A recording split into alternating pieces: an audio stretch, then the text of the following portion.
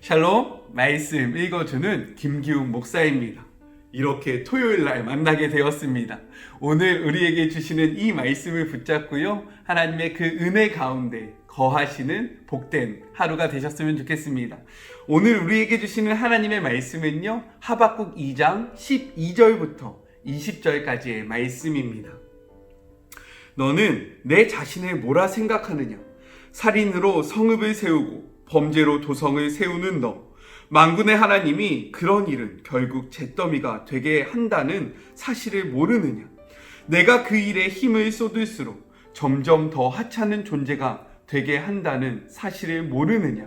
그러나 물이 바다를 덮음같이 온 땅에 하나님의 영광을 깨달아 아는 지식이 가득하리라. 아멘. 너는 내 자신을 뭐라 생각하느냐? 이웃을 불러 술 파티를 벌이고 술을 잔뜩 먹여 관란의 섹스 파티를 끌어들이는 너, 즐거운 시간을 보냈다고 생각하겠지만 틀렸다. 너는 망신을 당한 것이다. 내가 줄곧 마신 것은 하나님의 진노의 잔이다. 자리에서 일어서면 수치로 머리가 쑤실 것이다. 내가 레바논에 휘두른 폭력, 내가 자행한 동물 학살, 내가 저지른 살인과 상해, 많은 곳에서 일삼은 폭행이 가시지 않은 수치가 되어 너를 괴롭힐 것이다. 대체 정교한 조각품 신을 만들어 무엇하려느냐? 거짓말밖에 할 줄 모르는 화려한 주물 생산품을 신을 만들어 무엇하려느냐? 말도 할 줄 모르는 신들을 제작해서 뭐 하자는 것이냐? 너는 내 자신을 뭐라 생각하느냐?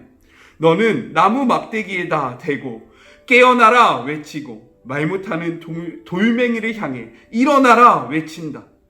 그것들이 대체 무엇을 가리켜 줄 수 있느냐? 그것들은 순전히 거죽뿐이다. 속은 텅 비었다. 그러나 보아라, 하나님은 그의 거룩한 성산에 성전에 있다. 모두 조용히 하여라. 거룩한 침묵을 지켜라. 귀 기울여 들어라. 이것은 하나님의 말씀입니다. 오늘 말씀은요, 우리가 어저께 살펴보았던 화이스진저 메시지 성경으로는 너는 내 자신을 무엇이라 생각하느냐? 라는 첫 번째, 두 번째, 이어서 세 번째, 네 번째, 다섯 번째 그 내용을 담고 있습니다. 먼저 세 번째는 무슨 화를 담고 있냐면, 바벨론이 불의로 세운 이 도성과 이 모든 것들이 헛됨을 선포하고 있는 거예요. 바벨론은요, 다른 사람들의 아픔과 희생을 통해서 성장했습니다. 많은 것들을 이룩했어요. 그런데 하나님은요, 이것들이 아무것도 아니다. 너희가 이렇게 신속하게 성장했던 것처럼 내가 너희들을 신속하게 멸망시킬 것이다 라고 선언하고 있는 것입니다. 이것을 우리의 삶에 적용해 볼까요? 우리도요, 다른 사람의 아픔과 희생을 통해서 다른 사람을 착취함으로 우리의 삶에 풍요로움이 찾아오잖아요. 세상 사람들이 볼 때 이것을 인정하고 부러워할지 모르겠지만, 살아계시고 지금도 역사하시는 하나님이 보시기에는요, 이 모든 것들이 너무나도 악하다는 것이죠. 그래서 그것들을 반드시 심판하실 것이라는 것을 의미하고 있는 것입니다. 이러한 심판 가운데 하나님은요, 이렇게 말씀하고 계십니다. 물이 바다를 덮음같이 온 땅에 하나님의 영광을 깨달아 아는 지식이 가득하리라. 이것은 무엇이냐면, 바벨론의 멸망을 통해서요, 많은 열방의 사람들이 하나님이 살아계시다는 것을 선포할 것이다 라는 내용을 담고 있는 거예요. 바다가 물로 이루어졌잖아요. 바다의 어느 곳에 가도 물이 없는 곳이 없잖아요. 마찬가지로요, 이 세상에 어디를 가도 하나님의 그 높음과 하나님의 위대하심과 그 하나님의 전지전능하심을 모든 사람들이 선포하게 될 것이다 라는 것들을 의미하고 있는 것입니다. 이 일이 반드시 이루어질 것이다 라는 것을 다시 한번 이야기하고 있는 거예요. 네 번째 화는 무엇을 이야기하는 걸까요? 그것은 자신뿐만 아니라 열방까지 죄를 지어 심판을 받게 하게 한 그 바벨론의 죄악을 이야기하고 있는 것입니다. 이 내용은요, 술의 비유를 통해서 이야기하고 있어요. 그런데 예레미야도 이 비유를 이야기하고 있었습니다. 예레미야 51장 7절을 볼까요? 이렇게 기록되어 있어요. 바벨론은 여호와의 손에 잡혀 있어 온 세계가 취하게 하는 금잔이라. 문 민족이 그 포도주를 마심으로 미쳤도다. 이것은 무엇을 의미하고 있는 거냐면 바벨론이 자기 혼자만 악행을 행한 것이 아니라 주변에 있는 그런 나라들로 하여금 자신과 함께 범죄를 하게 했던 그 모습을 지적하고 있는 것입니다. 이것을 우리의 삶에 적용해 보면 이런 거예요. 혼자 죄를 짓는 게 아니라요, 다른 사람을 꼬드겨서 함께 죄를 짓게 하는 것이 하나님 앞에 옳지 못하다. 그런 거 있잖아요. 내가 혼자 죄를 짓는데 이 죄를 다른 사람에게도 전하는 거. 야, 내가 이거 해보니까 너무 좋아. 이것이 하나님 앞에서 선하게 이용되면 우리가 이것을 전도라고 이야기합니다. 그런데요, 이것이 악하게 이용되면요, 다른 사람을 걸려 넘어지게 하는 행동이 되는 거고요. 하나님께서는 이러한 행동을 좌시하지 아니하시고 다 지켜보고 계시면서 이 일로 인해서 너희를 심판할 것이다 라고 선언하고 계시다는 것입니다. 바벨론은요, 이러한 일들을 통해서 다른 민족의 하체를 범하려고 했어요. 그런데 하나님께서는요, 이 일을 통해서 바벨론, 할례 받지 못한, 개역개정에서는요, 할례 받지 못한 너의 하체가 드러나게 될 것이다 라고 선포하고 있어요. 이것은 무엇을 의미하냐면, 할례 받지 못한다라는 표현은 수치를 드러내며 조롱받는 사태를 의미하고 있는 것입니다. 즉, 너가 이것 때문에 부끄러움을 당하게 될 거야. 너가 즐겨했던 이 일들이 너에게 수치가 될 거야 라고 이야기하고 있는 거죠. 그래서 메시지 성경에서는 너가 그것들을 즐거움으로 여겼지? 아니야, 이것이 너에게 수치야 라고 선언하고 있는 것입니다. 마지막 5번째는 무엇을 이야기하고 있냐면 우상 숭배에 관련된 화를 이야기하고 있습니다. 예레미야도요, 이 우상 숭배에 대해서 이렇게 이야기하고 있어요. 특히 바벨론을 향해서 이렇게 이야기합니다. 50장 38절을 한번 볼까요? 예레미야 50장 38절의 말씀입니다. 가뭄이 물 위에 내리어 그것을 말리리니 이는 그 땅이 조각한 신상의 땅이요 그들은 무서운 것을 보고 실성하였음이라. 조각한 신성의 땅이다 라는 것은 무엇을 의미하냐면 바벨론에 가득한 그 우상을 의미하고 있다는 것입니다. 그렇다면 우상은 무엇일까요? 우상이 무엇일까요? 시편 기자는 이렇게 이야기하고 있어요. 시편 115편 4절부터 8절까지 이렇게 기록합니다. 그들의 우상은 은과 금이요 사람의 손으로 만든 것이라. 입이 있어도 말하지 못하고 눈이 있어도 보지 못하며 귀가 있어도 듣지 못하며 코가 있어도 냄새를 맡지 못하며 손이 있어도 만지지 못하고 발이 있어도 걷지 못하며 목구멍이 있어도 작은 소리조차 내지 못하느니라. 우상들을 만드는 자들과 그것을 의지하는 자들이 다 그와 같으리라 라고 선언하고 있습니다. 오늘 메시지 성경에서는요, 이렇게 이야기하고 있는 거예요. 너는 나무 막대기에 대고 깨어나라 외치고 말 못하는 돌멩이를 향해 일어나라 외친다. 그것들이 대체 무엇을 가르쳐 줄 수 있느냐? 그것들은 순전히 거죽뿐이다. 속은 텅 비어 있다. 생각해 보십시오. 이 우상을 누가 만들어요? 사람이 만들지 않습니까? 사람의 손으로 만드는 거예요. 그 다음에요, 이것을 만드는 사람이요, 자신이 만든 그 물건을 바라보면서 신이시여 신이시여 저를 도와주십시오, 우리를 보호하여 주십시오 라고 외치고 있다는 것을 비아냥거리면서 이렇게 이야기하고 있는 거죠. 자, 그렇다면 우리는 여기서 생각해 봐야 합니다. 우리는 왜 이렇게 우상 숭배를 하게 되는 걸까요?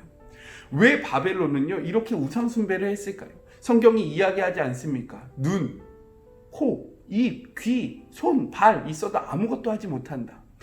바벨론이요 우상 숭배를 하는 이유는요, 그 우상이 아무것도 하지 못하기 때문입니다. 왜냐면요, 성경에서 이야기하잖아요. 이들은 마음이 부푼 자들이다. 즉 자신을 섬기는 자들이다. 자신이 신이 되어 살아가는 자들이다. 왜 많은 사람들이 우상 숭배로 나아가는 줄 아십니까? 하나님은 우리에게 말씀하세요.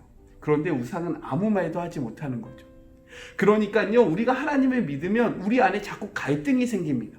하나님의 뜻과 우리의 생각이 자꾸만 부딪혀요. 그러니까요, 이 길을 걸어가는 것이 버겁습니다. 하지만 우상은요, 아무 말을 하지 못해요. 아무것도 우리에게 요구하지 못합니다. 그러니까 우리 마음대로 하는 거예요. 그러니까 이 우상을 숭배하면요, 갈등이 생기지 않아요. 왜? 내 마음대로 살아갈 수 있으니까.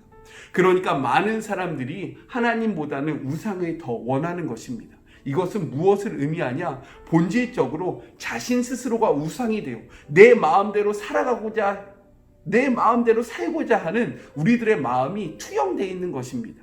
그렇기에 우상 숭배는요, 곧 우리 자신이 주인이 됨을 이야기하고 있는 것이에요.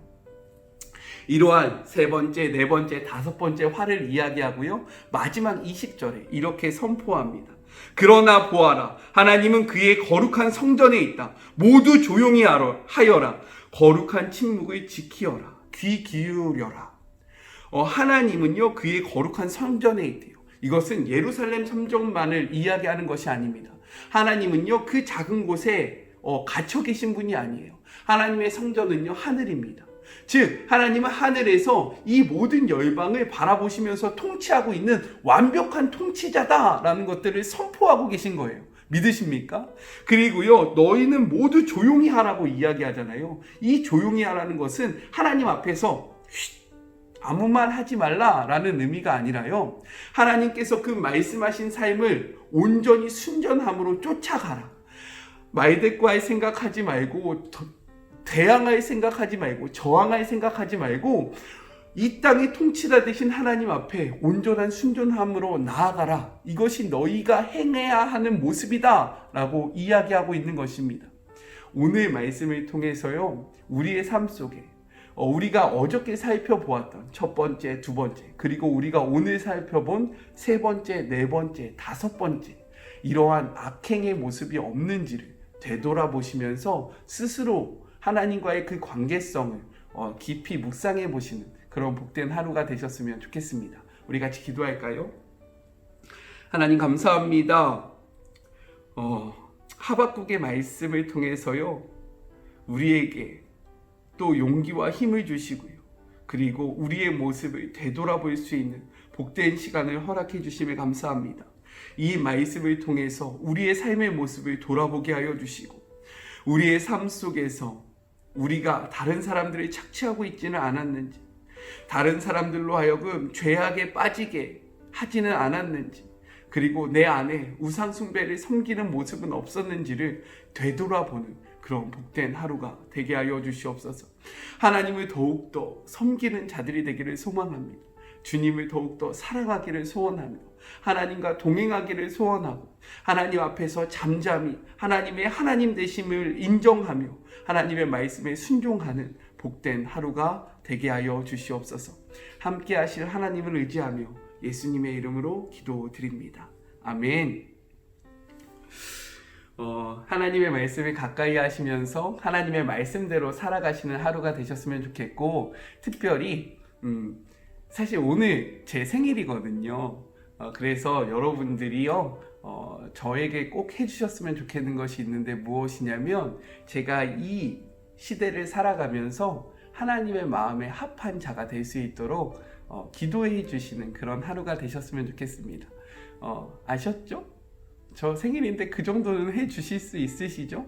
저를 위해서 제가 이 길을 걸어가면서 평생 동안 변하지 않고 하나님 앞에 신실한 자로 살아갈 수 있도록 기도해 주시는 그런 복된 하루가 되셨으면 좋겠습니다.